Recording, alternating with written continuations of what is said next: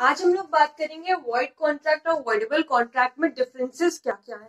सबको लगता है कि दोनों एक ही चीजें होती हैं, वॉइड भी और वॉइडेबल भी, क्योंकि नाम थोड़े से सिमिलर है, बट ऐसा कुछ नहीं होता। तो आज हम डिफरेंसेस उसके देख लें कि उसके डिफरेंसेस क्या क्या होते हैं।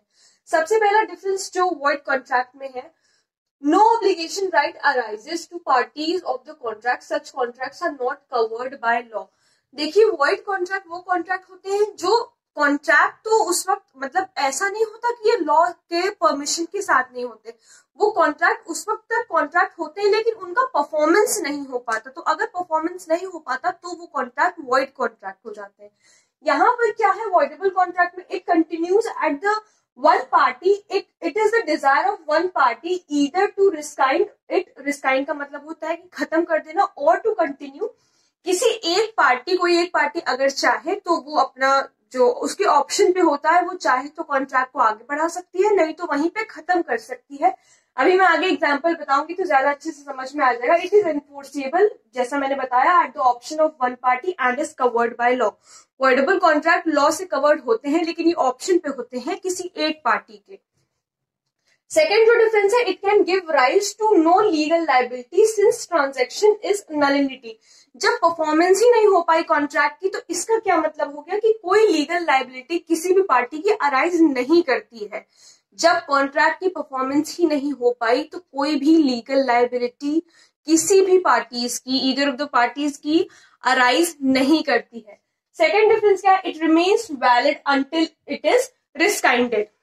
ठीक है, अंटिल रिस्काइंडेड, तब तक ये कॉन्ट्रैक्ट, वॉइडेबल कॉन्ट्रैक्ट तब तक वैलिड रहता है जब तक इसको कोई एक पार्टी, जिस पार्टी के ऑप्शन पे होता है, जिसका कंसेंट लिया गया है, वो उसे खत्म ना कर दे, तब तक वॉइडेबल कॉन्ट्रैक्ट वैलिड होता है।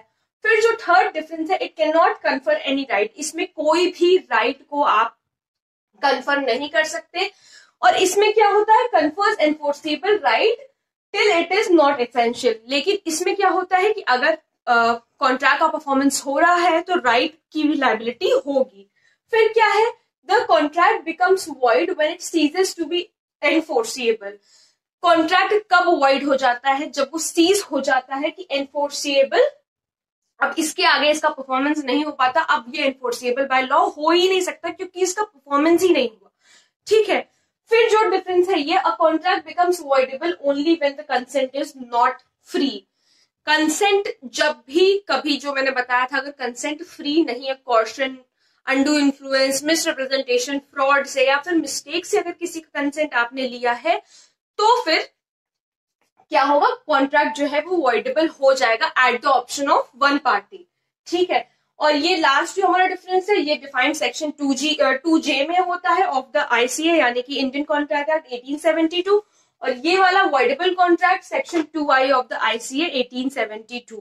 यही सारे डिफरेंसेस ना, एक एग्जांपल से बात को समझिएगा। वॉइड कॉन्ट्रैक्ट का मतलब ये होता है, मान लीजिए ए ने बी से कहा कि मैं अपनी गाय तुमको 50,000 रुपए में बेच दूंगा। तो उसने कहा कि ठीक है, इस डेट पे तुम मुझे अपनी गाय 50,000 रुपए में बेच देना। लेकिन क्या होता है कि उस डेट पे उसकी काऊ की डेथ हो जाती है। तो इसमें क्या हुआ कि जो परफॉर्मेंस है कॉन्ट्रैक्ट का वो तो हुआ ही नहीं, ना ही इसके लिए ए रिस्पॉन्सिबल था कि काऊ की डेथ हो गई, ना ही इसके लिए बी रिस्पॉन्सिबल था। तो जब भी कभी कॉन्ट्रैक्ट का परफॉर्मेंस ना हो पाए, वो कॉन्ट्रैक्ट वॉइड कॉन्ट्रैक्ट हो जाता है। लेकिन वॉइड कॉन्ट्रैक्ट हो जाता है का इसका मतलब ये नहीं है कि वो परमिसेबल बाय लॉ नहीं है, वो परमिसेबल बाय लॉ है, बट उसका परफॉर्मेंस नहीं हो पाया। वॉइडेबल कॉन्ट्रैक्ट में आप ये कह सकते हैं, एग्जाम्पल क्या हो सकता है, मान लीजिए एक्स ने वाई से कहा कि जो तुमने नया बंगलो खरीदा है वो तुम मुझे इस प्राइस पे दे दो, वरना मैं तुम्हारा ये बंगलो जो है वो पूरी तरीके से डिस्ट्रॉय कर दूंगा। तो इसमें क्या हुआ कि भाई वाई डर गया कि ये मेरा बंगलो डिस्ट्रॉय कर देगा, इस वजह से उसका कंसेंट फ्री नहीं था, फिर भी वो जो है कॉन्ट्रैक्ट में एंटर कर गया। यही बात आती है कि जब कंसेंट फ्री नहीं होता है तो वॉइडेबल कॉन्ट्रैक्ट का वॉइडेबल कॉन्ट्रैक्ट अराइज हो जाता है। अब ये वाई के ऑप्शन पे था, चाहे तो वो उसको घर दे देता या फिर वो उसको घर ना देता। यही मतलब है वॉइडेबल कॉन्ट्रैक्ट का। तो आई होप आप लोगों को समझ में आया होगा वॉइड कॉन्ट्रैक्ट और वॉइडेबल कॉन्ट्रैक्ट क्या होता है, डिफरेंसेस भी मैंने बता दिए हैं। बाकी मैंने वॉइड कॉन्ट्रैक्ट और वॉइडेबल कॉन्ट्रैक्ट की भी वीडियो बनाई है, लेकिन इस वीडियो में मैं सिर्फ डिफरेंसेस के बारे में बात करना चाहती थी। तो अगर आप लोगों को कोई भी प्रॉब्लम है तो प्लीज मुझे कमेंट सेक्शन में जरूर बताइएगा, और ये भी कि आगे आप लोग कौन से टॉपिक्स पे वीडियो देखना चाहते हैं। Thank you so much.